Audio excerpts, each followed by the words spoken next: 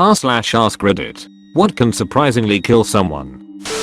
GoPro cameras on helmets. The mount creates a focused pressure point upon impact and can pierce through helmets. People have died when the camera mount punctures through the skull.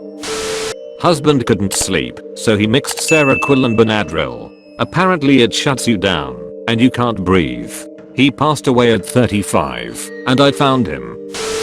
Death from laughter is a rare form of death, usually resulting from either cardiac arrest or asphyxiation that has itself been caused by a fit of laughter. My mum's friend died years ago riding a rubber ring behind a speedboat.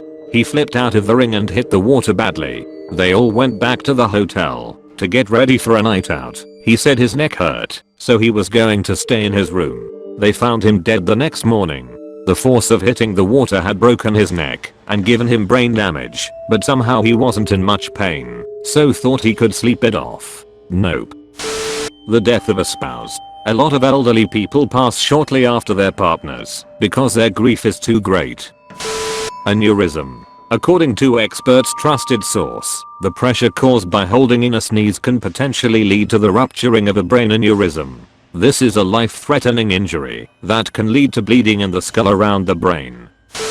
Deer kill more Americans a year than any other animal, and it's not even close. Granted, most of that is from traffic collisions, but still, death by Bambi is not the way you'd want to go. Just a few cherry pits. They contain cyanide. Holding in your poo. There have been cases of people who were too ashamed to defecate in nature that it caused a blockage leading to their death. Caffeine. If you somehow manage to quickly consume 10 grams of caffeine, 100 cups of coffee, you might die. Salt. About 4 tablespoons can kill an adult. 5 teaspoons can kill a kid. Drinking too much water. Water intoxication, not like choking on it and drowning, but you can drink so much water it causes pressure in your skull that leads to headaches, double vision, coma and death. Don't mess with your garage door machinery without knowing what you're doing. People are often killed and maimed by broken garage door springs. What can kill you in a literal split second? The sudden stop of a fall. Those chomp chomp doors from the original Prince of Persia game. An atomic bomb. High voltage. Calling your teacher mom in high school. The quickest would likely have to do with space, like a false vacuum decay or gamma ray burst pointed at us. Pianos falling on you from a height. What can kill you that people often underestimate? Stairs. One minor misstep and it's really easy to fall. Fridges and vending machines. Don't climb them or shake them. Flare gun, treat it the same as a handgun. Bacteria. Appendicitis. Dad told me to man up, shut up and deal with it, and to fix my diet, and that it was just a stomach cramp that everyone gets. I'm on the smaller side and pretty fit. If I had followed that advice I would have been dead by the next day. Had emergency surgery. He was giving me that lecture again when the doctor walked in and shut down every single point. Electricity. Very, very dangerous, but people just mess with it. A teaspoon of water in the lungs can cause a person to drown. That small amount of water can trigger laryngospasm, closing off the airway.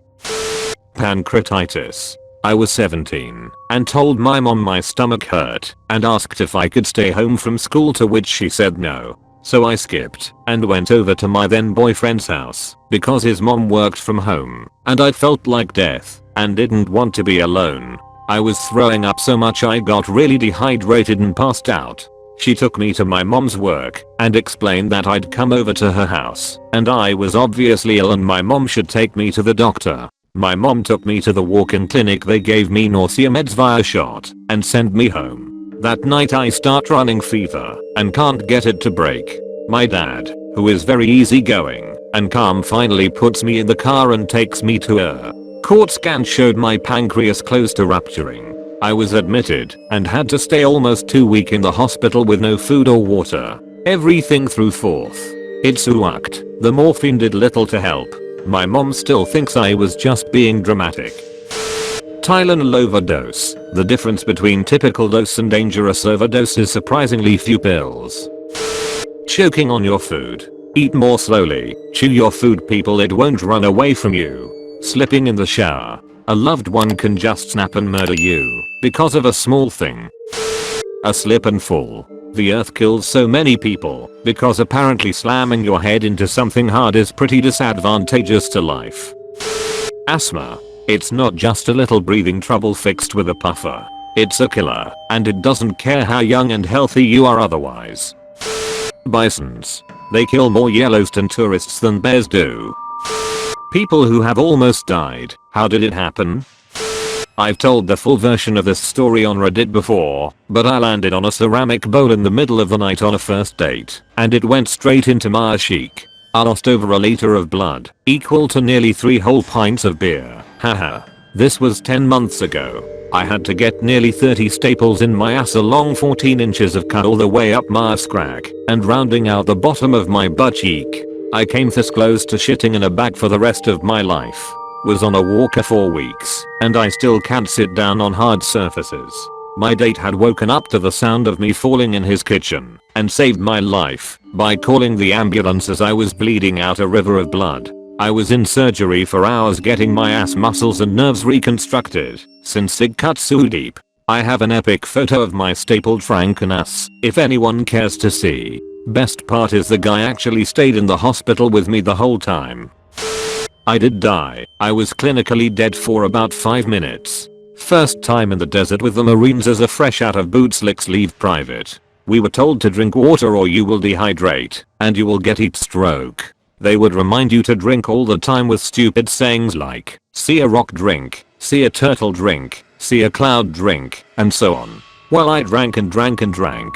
I ended up drinking almost 1 gallon an hour during training time, for about 3 days. I had my 2 1-quart canteens and 2 2-quart canteens, and was drinking all of them a couple times a day, like 4 or 5 times.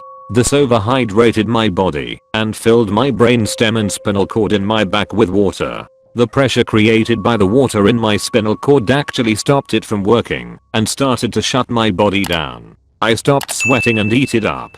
I remember telling my sergeant that I felt weird and fell flat on my face. I ended up in the hospital for 2 weeks. They had to do a spinal tap and let the water drain out to release some of the pressure on my spinal cord. On the way to the hospital is when I started to really go down. I blacked out and woke up 3 days later. I was told that I died on the way to the hospital. My heart stopped and I stopped breathing. The doc did CRP and they got a helicopter to finish taking me to the base hospital. We were about 1 hour out of the base on the training range 29 Palms. If you were in the military you know the place. To this day I have to watch myself in the heat. I can now skip heat exhaustion and go straight on to full heat stroke if not careful. Fun times. Climbing a rope ladder to jump off a 35-foot waterfall and slipped on the top step on the ladder. Free fell upside down and rolled hit and rock shelf head first. Had my leg not got caught in the last leg of the ladder. Dangled from it for about 5 minutes to make sure I was okay. Other than a sore body / groin / hip, I was completely fine. Forja shaken up. Went back up and jumped 30 minutes later. I know they say cigarettes will kill you. I just wasn't expecting it to be in the form of getting run over by a truck walking to get them. I was a pedestrian in a hit and run. My right side was essentially destroyed. I spent 10 days in the ICU heavily sedated while they performed 3 surgeries to put a rod in my tibia and plate along my femur, 4 plates in my shattered pelvis, and a total of 30 screws throughout my leg and pelvis. I ended up spending 4 months in one form of medical care or another. The first 2 I was essentially bedbound because my arm and shoulder, humerus, clavicle, and scapula was also broken, so I couldn't push myself in a wheelchair.